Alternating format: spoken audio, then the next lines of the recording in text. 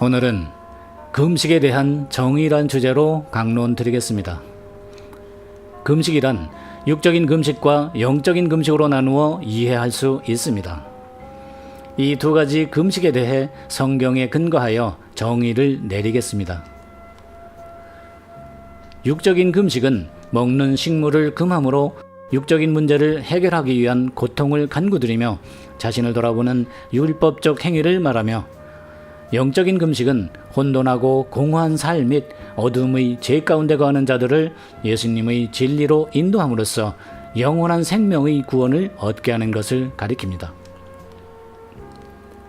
하나님께서 모형과 그림자로 주신 첫 언약의 율법 아래에서는 육적인 금식을 행위로 지키게 함으로써 새 언약을 통한 영적인 금식의 고난을 미리 알게 하셨습니다.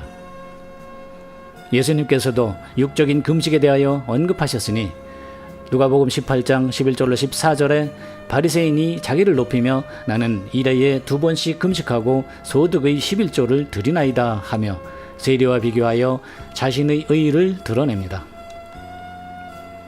그러나 세리는 멀리 서서 눈을 들어 감히 하늘을 우러러보지도 못하고 가슴을 치며 가로되 하나님이여 불쌍히 여기옵소서 나는 죄인으로소이다 말을 합니다. 이에 예수님께서는 행위로 금식한 바리새인이 아닌 자신을 돌아보고 회개하는 세리에게 의롭다 하심을 받았다고 하셨습니다. 이와 같이 육적인 행위의 금식은 율법 아래에서 모형으로 보이신 것으로 조림 때에는 육적인 금식과 영적인 금식을 겸하여 지키게 허락하심으로써 율법에서 믿음으로의 전환을 기다려 주셨기에 주님의 제자와 사도들도 육적인 금식을 겸하며 복음을 전파하였습니다. 그러나 예수님께서 부활 승천하신 후 조림 때 사도들의 시대를 지나 재림의 주님을 기다리는 오늘날까지는 영적인 금식을 행하여야 하나, 바다에서는 오직 육적인 금식만을 행하여 왔으니 예수님께서 바리새인들에게 하신 말씀을 통해 주님의 뜻을 알아보겠습니다. 누가복음 5장 33절로 35절에서 바리새인들이 요한의 제자와 자기들의 제자들은 자주 금식하며 기도를 하고 있는데 당신의 제자들은 어찌 아니하느냐 묻습니다.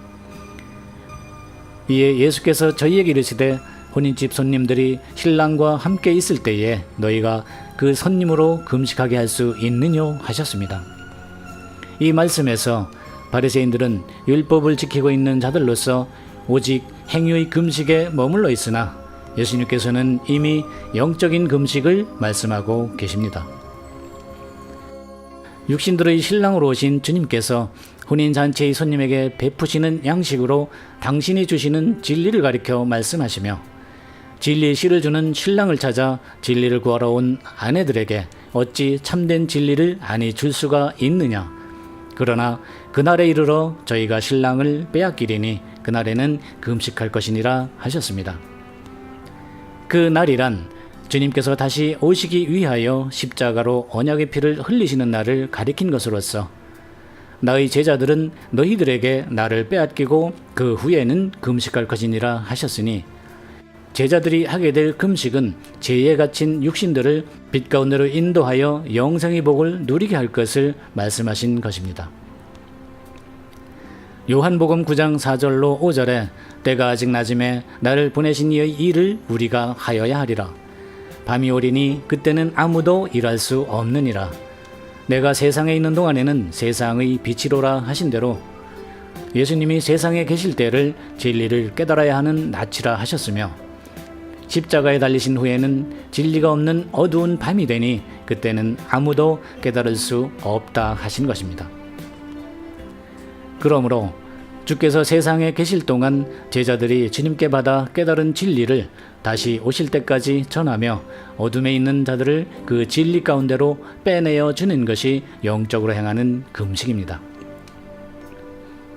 그러나 사도들을 통하여 만들어 놓으신 오늘날의 바다에서 현재에도 행위의 금식을 하는 이유는 율법에서 한치도 벗어나지 못하고 있는 흙에 속한 자이므로 땅의 것을 쫓아 행하는 것입니다.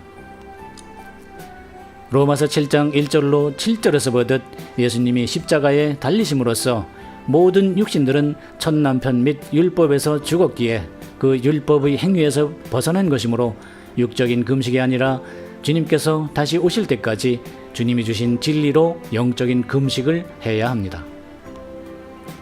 이렇게 감추어 있는 진리는 반드시 영안이 열려야 볼 수 있기에 영안을 열고 보는 자를 가리켜 하늘에 속한 둘째 사람이라 하는 것입니다. 그러나 육의 눈으로밖에 볼 수 없는 자는 영적인 소경으로서 이들은 현재 창세기 1장의 셋째 날 및 바다에서 행하는 도의 초부적인 행위 가운데 있는 자들이며 넷째 날의 때가 되어 부회사 및 진리의 성령님을 통하여 모두 드러나게 될 것이 예언된 대로 그 때가 되었으므로 밝히 열어주신 하나님의 뜻이 알려지고 있습니다. 히브리서 4장 12절로 13절에서 하나님의 말씀은 살았고 운동력이 있어 사람의 마음의 생각과 뜻을 감찰한다 하시며 지으신 것이 하나라도 그 앞에 나타나지 않음이 없고 오직 만물이 우리를 상관하시는 자의 눈앞에 벌거벗은 것 같이 드러나느니라 하신 대로 만물을 비유로 기록하신 성경을 진리의 성령을 통하여 밝히 열어주고 계시니 육적으로 가감하고 있는 오늘날 바다의 모든 비진리를 세상에 모두 드러나게 하실 것입니다. 여호와의 총회 및 장자들의 총회에서는 약 2000년 동안 잘못 오해되어 행해져 온 11조와 하늘에 쌓은 보물 등 바로 잡아야 할 오해된 성경의 말씀에 대하여 약 50분 분량의 녹음 파일을 만들어 이미 바다의 대형 예배당 및 12 목자님들께 2017년 05월 17일 날 보내드렸으며 또한 미디어 매체를 통하여 21회째 강론 중에 있습니다. 마지막으로 구약의 선지자 이사야를 통해 주신 말씀으로 금식에 대한 결론을 강론드리겠습니다. 이사야 58장 3절로 5절에 우리가 금식하되 주께서 보지 아니하심은 어찌미오며 우리가 마음을 괴롭게 하되 주께서 알아주지 아니하심은 어찌미니까 하는 행위의 금식에 대해 너희의 부여주기 위한 행위의 금식이 어찌 나의 기뻐하는 금식이 되겠느냐. 그러한 금식은 여호와께 연락될 수 없다 하셨습니다. 반면에 이사야 58장 6절로 11절에서 나의 기뻐하는 금식은 흉악의 결박을 풀어주며 멍에의 줄을 끌어주며 압제당하는 자를 자유케 하며 모든 멍에를 꺾는 것이 아니겠느냐 하셨으니 주께서 기뻐하시는 금식은 보혜사로 밝히 열어주신 참 진리를 바다에 비추어 성경을 가감하며 행위의 신앙으로 인도하는 흉악자 및 거짓 목자와 방백으로부터 잡혀있는 심령이 가난한 자를 풀어주며 그들이 강요하는 도의 초부적 신앙에서 끌어주며 성경에도 없는 사도신경을 봉독하게 하고 행위로 주의를 지키고 11조를 내라 하는 압제에서 벗어날 수 있도록 진리로 자유케 하며 율법적 행위의 신앙을 강요하는 바다의 모든 무거운 멍에의 짐을 꺾어주는 것을 하나님께서 기뻐하시는 금식이라 하셨습니다.